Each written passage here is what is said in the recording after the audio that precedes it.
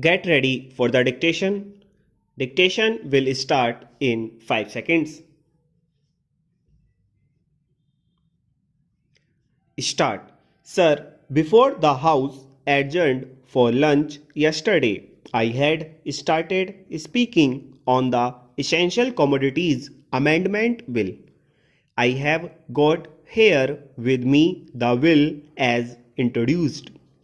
In the statement of objects and reasons, the government pointed out that in certain cases it might be necessary for them not to award punishment prescribed in the law as it exists at present, but to forfeit a part of the deposit. This relates to minor offences under the Essential Commodities Act.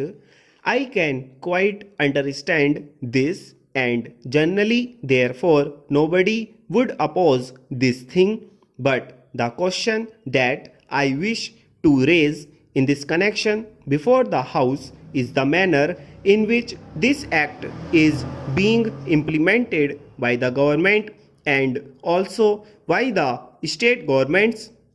I mention the state governments because here is a measure which is sponsored by the Ministry of Food and Agriculture, and in regard to many aspects of which I believe the central government has concurrent jurisdiction, but much is left to the states.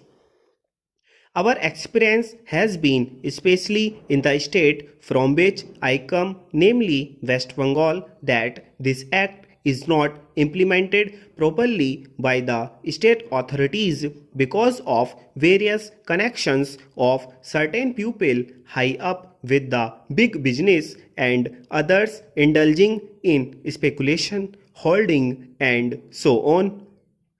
The result has been that whatever should be done had not been done.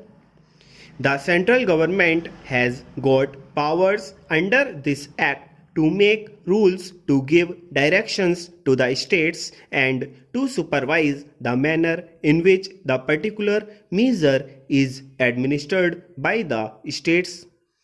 We found that much that should have been done was not done. What is the use of talking about punishment of the small fry?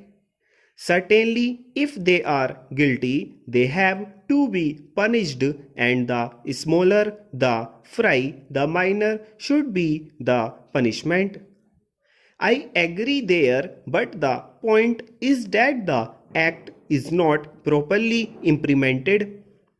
We should like to know from the government as to how many cases have been started under the Essential Commodities Act. We know that food grains had been hoarded, speculation had been indulged in, stocks had been removed from one state to another surreptitiously by unfair and illegal methods. These should have attracted the attention of the Essential Commodities Act.